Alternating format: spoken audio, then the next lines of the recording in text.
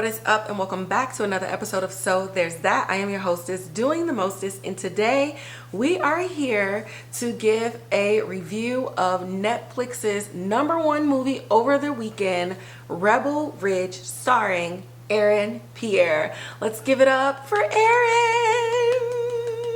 Yeah, so there's a lot of information that's gonna go in here, and this is literally a non-spoiler review because I need y'all to go watch it. And I know like it's hella movies coming out, hella shows coming out, so I just want to make sure that I present the information in a way that makes it intriguing but like elusive and makes you want to go and keep running up those streams. That way Pierre and the entire team can end up with another #1 over another weekend. So without further ado, we're gonna dive into the movie. What is Rebel Ridge? What is it about? And why should you watch it? Let's find out. Boss. All right, so first and foremost, during my researchicals, I found out that this is Pierre's first lead role. Like, he has some things under his belt, and we're gonna list a few of them just to name them, but this is his first lead role. So Pierre, if you ever see this, cheers to you. This is Sir Davis. Salud. Hats off. Salut. I'm learning French. Congratulations. I know what it feels like to get that, whether it's on like a small scale or like a bigger scale.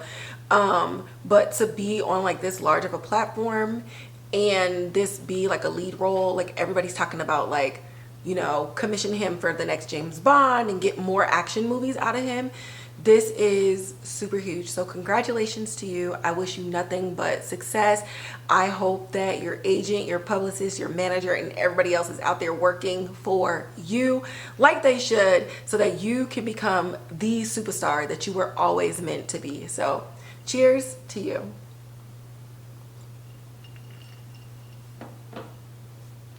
All right, let's get into the content of the film. So Rebel Ridge is a film that you can catch on Netflix. Like I already said, it's #1. It's blowing everything out of the water. However, it is 2 hours and 11 minutes. So allot your time. Like these, listen, you're not getting 22 episode sitcoms anymore. We're not getting syndication anymore. What you're about to get is 10 episodes that are 59 minutes each. And the movies that you're about to get is 2+ hours long. Okay, they said we're not doing this cookie cutter stuff anymore. And while I think the masses really want like 90-minute films and 30-something minute episodes, this is not the times that we're living in. So watch this, allot your time, get you some food, get you some snacks, get you some popcorn. Don't be on your phone. Like, don't have other things to do when watching this movie. So don't say that I didn't tell you, because I literally just spent like 60 seconds telling you to sit your ass down and watch the movie. All right, so the genre, there's a few of them. I think the main thing that's being toted around is an action thriller, but it also has 2 more subgenres of crime and drama, which I think is like done evenly throughout the entire film. Before going into the rest of the information, I would say like my overarching feel of like the genres of it, especially having 4 genres, is that it's even. Like, it's even action, it's even thriller, it's even crime, and it's even drama, and it doesn't really lean one way or the other. And to me, I think that is like a testament to the director of being able to find like that sweet spot, that regardless if you're like a heavy action person or a heavy thriller person or crime or genre, you can fit into the pocket and find a way to enjoy this film because it doesn't lean heavily one way or the next. So that's just my 2 cents on the genre and how everything fit into the movie.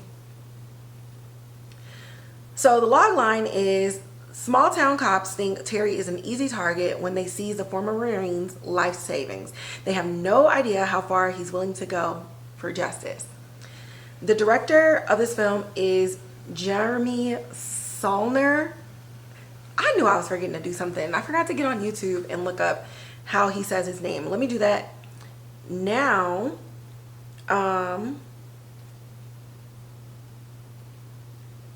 Now, while I'm looking this up, He hasn't done a film in 7 years.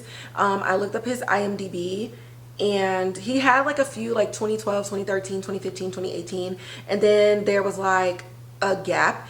And for this film to get this much like praise and to be critically acclaimed off the first weekend and all the pre-screening reviews, I think it's really good that he took his time to really like cook and figure out what was going on, especially since I came across an article in 2021 where John Boyega was supposed to have the lead role, but he was having some family issues allegedly that caused him to pull from production. And instead of them like quickly trying to replace somebody with like who's the new hot person, I feel overall that Aaron, what like this was his time, this was his moment, and whatever happened with John Boyega was supposed to happen so that they could find Aaron to get into this film. All right, let's see.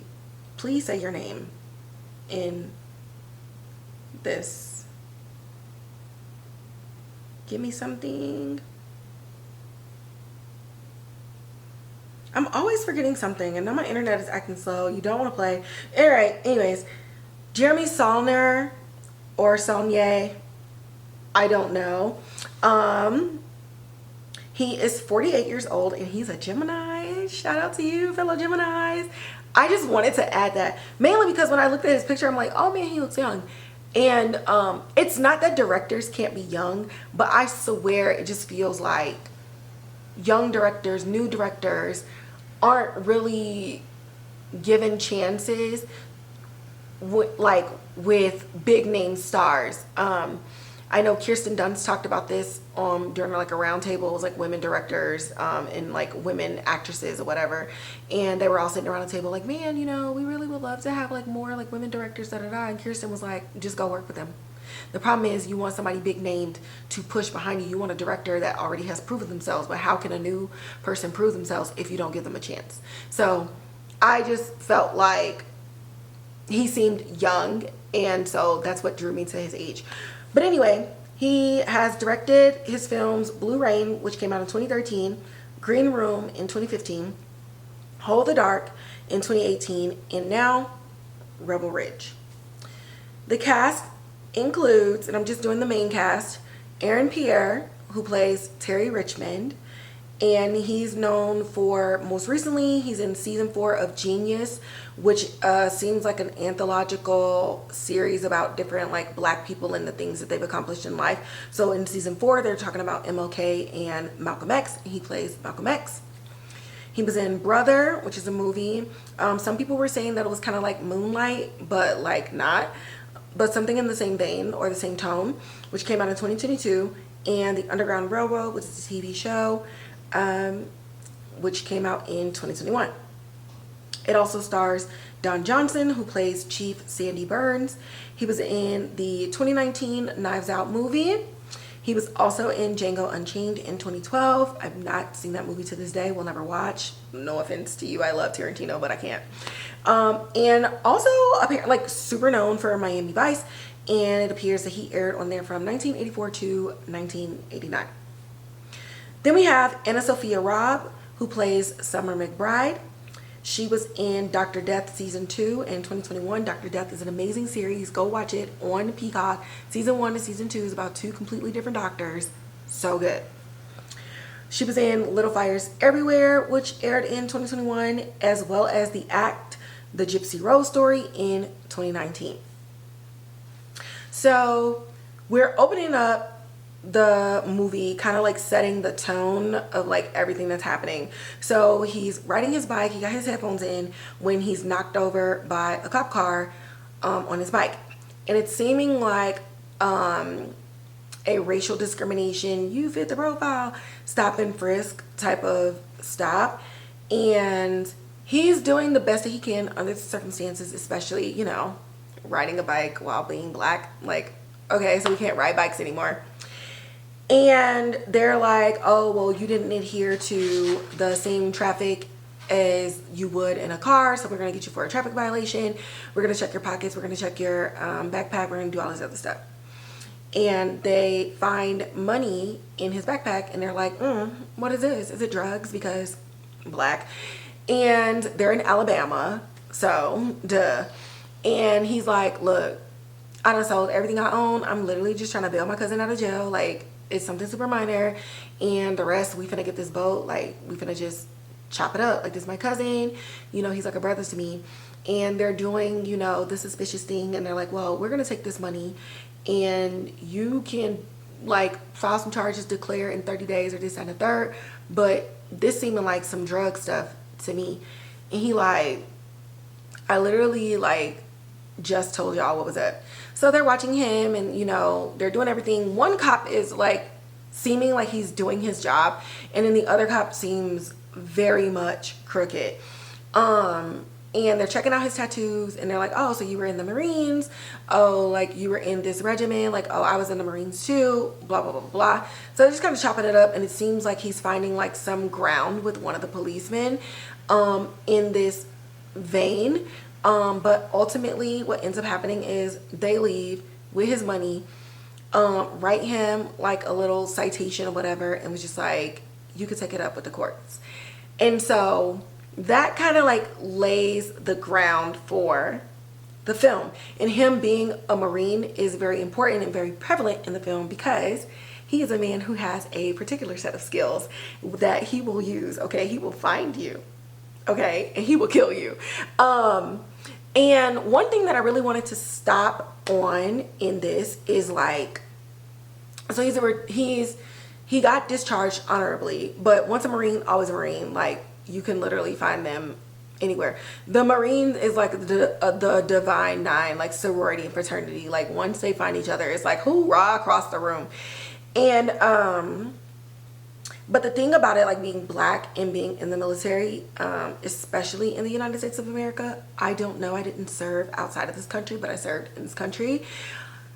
When you're in uniform, it's all thank you for your service. You know, they don't see anything. They just see the uniform. They just see that you're out here helping to keep them safe and blah, blah, blah. But the moment that you're out of the uniform, whatever racism and bigotry and internalized whatever that people have, they're going to do that to you. And so while this man is decorated, he's served his country, he's done everything, it's like it doesn't matter because it's like, oh, well, you're not in anymore. And also like, this is deep Alabama, so we don't really care. Like, that was cute, but welcome back to the civilian world, Negro, like where you're treated like every other Negro around us. And I talked about this a lot, even just with myself, and being in is just like, you know, the uniform only lasts so long because once retirement comes or separation comes, none of that matters anymore. And it's really not the shield that you think it is, but the dichotomy of being black and a uniform member, just like night and day. Like, you could literally go to your local Walmart in uniform and it's like, hallelujah, thank you Jesus for protecting us. And then you could go back like 30 minutes later outside of your uniform and it's just completely different. So he's definitely like feeling this, but it's like in the background of things, because at the end of the day, he's trying to get his cousin out of jail, and he's trying to do this in the least, like the path of least resistance. With this, we bring up AnnaSophia's character, Summer, where she is like his in at the courthouse, and she's trying to help him figure out like what's going on, and things are just not seeming right. There's a little bit of corruption in the thing that his cousin was in jail for, along with other people. It seems really petty and really minor. So they're trying to figure out like what is going on in this town, and why are these like small non-jailed offenses happening, and why are these people being held. But at the same time, she's trying to like do what she can to make sure that she doesn't get caught up in anything, because she is aware that something is wrong. And because she's in a town this small, a lot of the influence is very localized, and your major cities inside that state typically aren't aware of a lot of the illegal activities that are going on. This is a place where it's like a jail, like a courthouse or like a precinct, but they can't even jail you. Like, they don't even have jails for anything. Like, that's how small they are. So you would still have to take it up with a larger facility. But she's trying to do the best that she can. to help him, while also making sure that she maintains her job and that she doesn't get caught up in anything nefarious. So we have the situation, and they took his money, and he's trying to do the right thing. He's trying to file like everything and like follow due process, and he goes to the facility, and they're like, yeah, so you're not getting your money back. I don't know what you're gonna do. And so they're pulling his information because they're trying to figure out like, okay, he's not acting like the normal citizen. Like, why does he keep pressuring us? So they're trying to figure out like who he is. Okay, he was in the Marines, let's look him up. And they pull his DD-214 to figure out like why he was discharged and stuff like that. And they find out like he didn't deploy, he was stateside. So they like, oh, cool, he never deployed, he didn't go to no real combat, we're not scared of him. And so the sheriff is confronting him outside. You know, he feeling big and bad. He like, oh, he just a stateside military dude. Like, he didn't see no combat, he don't know what life is, he don't know what danger is, he doesn't know what fear is, he not even a real Marine. And so they pull up his file and they're like, well, he was an MCMAPS. Now, military, we got acronyms for everything. So he's outside and he's like, Stewie, you know what I mean? Like, so, where's my money? Are you gonna give me my money? Pretty sure I told you to have my money. Some good OJ. And while this is happening outside, they find out that the MCMAPS stands for Marine Corps Martial Arts Program, specifically specializing in jiu-jitsu, and he has lethal hand-to-hand close contact combat. So they're like, Chief, run! And then the movie starts, guys. All right, so going into the background of Aaron Pierre. So I wanted to look up some things. I didn't get to deep dive as much as I wanted to. Because of this movie, there was just a lot of like looking him up, like old interviews, everything was just inundated with Rebel Ridge. So I'm like, okay, let me just see if I can do a little background, do some stuff like that. And so I think it's very important on my platform. What? Let me take another. Every time I misspeak, I'm taking a sip. This is the game. And if you've seen my previous podcasts and listened to them, baby, I'm gonna let that ice melt and do its thing. As an actor, and a writer and director, I think it's very important to really highlight the other elements that make a movie or a TV show come to light, other than just the person in front of the camera. Because at the end of the day, the actor is literally only working between action and cut. So much goes into pre-production, so much goes into post-production, and every time there's a cut scene, you're re-looking at everything. You're looking at the light. Was this? Was this there? What was that right there? And it's you're talking like time in between takes, because the crew is setting up and getting ready for something else. So shout out to the crew. Be nice to your crew, be kind to your crew, be respectful to your crew, because they are what get these films together. This is what the final product entails. So I think it's important to, one, highlight that, love the cinematography of it all. I think that it was very beautifully shot. And I can tell that the director had a vision when they shot this movie. Whether you receive the vision or agree with the vision, I could tell that the pacing and the thread of the movie let me know the director was very purposeful and mindful and cutesy with the direction that he wanted the film to go. So with that being said, who is Aaron Pierre, right? Who is he? So he is from London, and he is of Jamaican and Sierra Leonean descent. Shout out to Sierra Leone. I just said, at this point I'm playing a game by myself. I did the 23andMe, and I am 70, like I think it was like 73% West African, with like 60 something percent being Nigerian, and then I think it was like Sierra Leone. There was like 3 other ones, but Sierra Leone was one of them, and it was like 18%. Child. He graduated from the London Academy of Music and Dramatic Arts, and he has a theater background, but he gained a larger acclaim and just more like film and television visibility in his portrayal in M. Night Shyamalan's Old. Now, I watched Old. M. Night Shyamalan movies are very hit or miss for me, but Old was really good, and he was very haunting, and I'm seeing it right now. I'm seeing his character right now. He was very haunting in that. But I love theater actors so much. I was only in a play once, but I was in a performing arts like dance program, and I was in like a creative and performing arts overarching program. So obviously drama and theater, they're the same thing. Choir, dance, music, and stuff like that. And I was lucky enough to also like be in a play. And what I love that theater actors bring to television and film is that theater person is like, so half the time they're like mostly introverts, but there's just this psychological safety. I've been talking about that a lot now. But there's a safety that you feel when you're on the stage to be able to try anything, and nobody's really like teasing you for doing it. And if they do tease you, it's in jest, and it's probably out of like admiration and adoration. And so with that, you learn how to take risks, and you learn how to just go for it.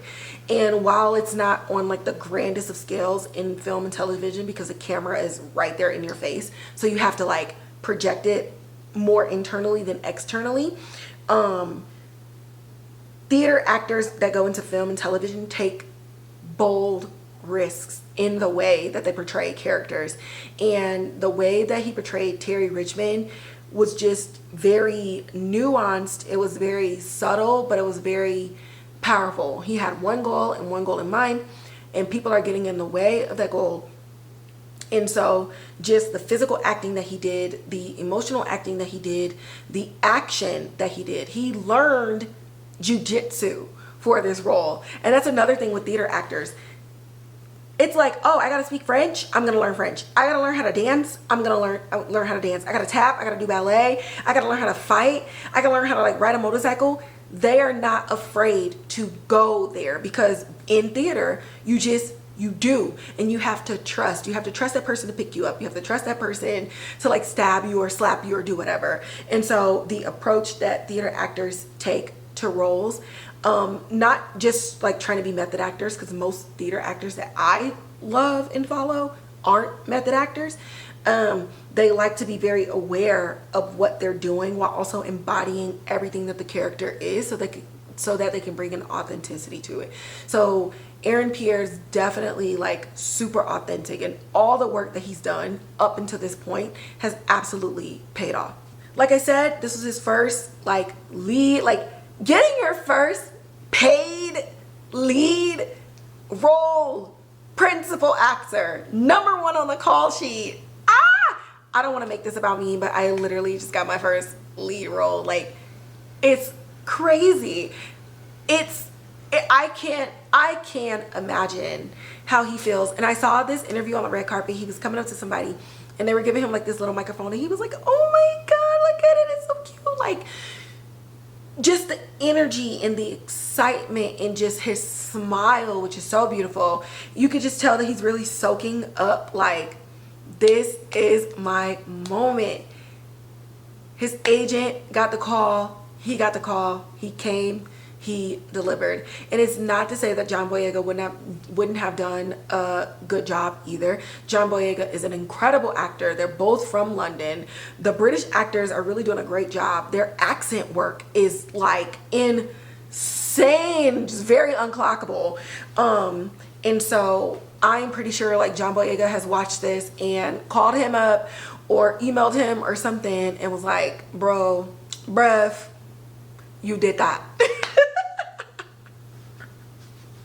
They gonna beat me up, yo. They gonna jump me. I can't go to London. I've done too many bad accent takes on this podcast to like be safe out there. It's all in love, I promise you.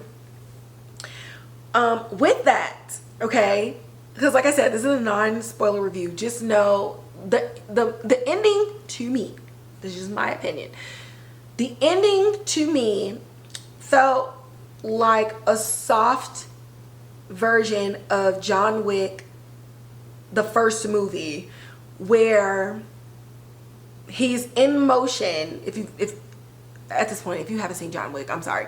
So John Wick, it's like a hit out on him, and they're like, you got a 60-second head start.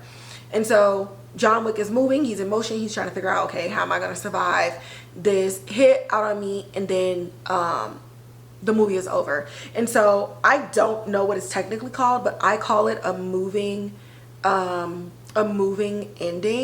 And it's where things are still going, and then the credits roll, and it allows the viewer to come up with their own ending afterwards. And for two things, right? One, it creates space for the director, the writers to create another movie, but also as the viewer, it creates conversation. Like, what do you think happened when they yelled cut and when the credits rolled and stuff like that? But Jeremy himself said, and I'm quoting this from an interview, "If there's any one thing I'm going for, it's simply to activate an involuntary response in the audience. As far as what an audience might take away from it, that's thankfully out of my hands now. But I'm fully at peace knowing that I gave it everything that I got."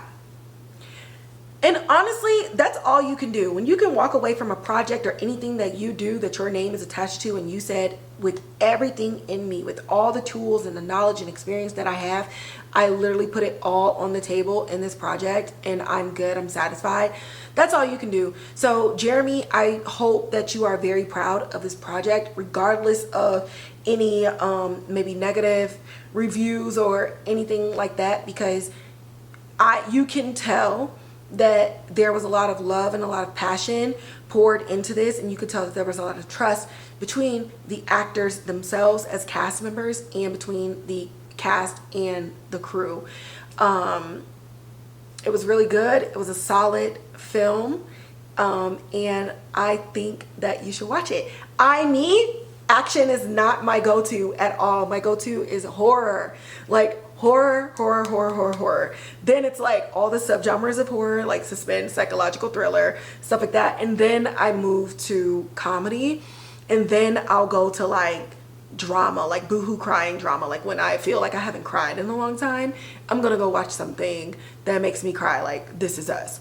But action is not my go-to. That being said, going back to what I said at the beginning, they did a really good job at like keeping the level between all four genres. I didn't feel like it leaned heavily one way or the next, and I think that is the beauty and the drawing factor of the movie.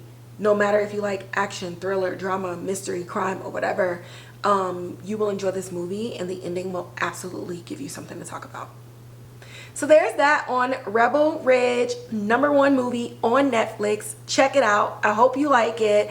You can come back here and comment whether you like it or whether you didn't like it. Maybe you thought I set you up. I don't know. But I really want y'all to draw your own conclusion, which is why I'm not giving it an overall rating, because I want y'all to make informed decisions. That being said, if you like this video, go ahead and give it a thumbs up, like, share, subscribe, hit that notification bell, leave a comment in the comment box below. Follow me on Spotify, follow me on Apple Podcasts, where you can also leave 1 to 5 star reviews, and you can actually comment on there as well. On Spotify, you can participate in any polls that I put on there, and you can also comment in that way, but you just can't leave like super extensive reviews. You can also reach me on Instagram at So There's That Podcast, and you can find me on Twitter, where I'm always popping my shit about TV shows and movies at Kivanchi. That was a lot. And yeah, I'm gonna let this settle, and I will catch y'all in my next episode. Bye.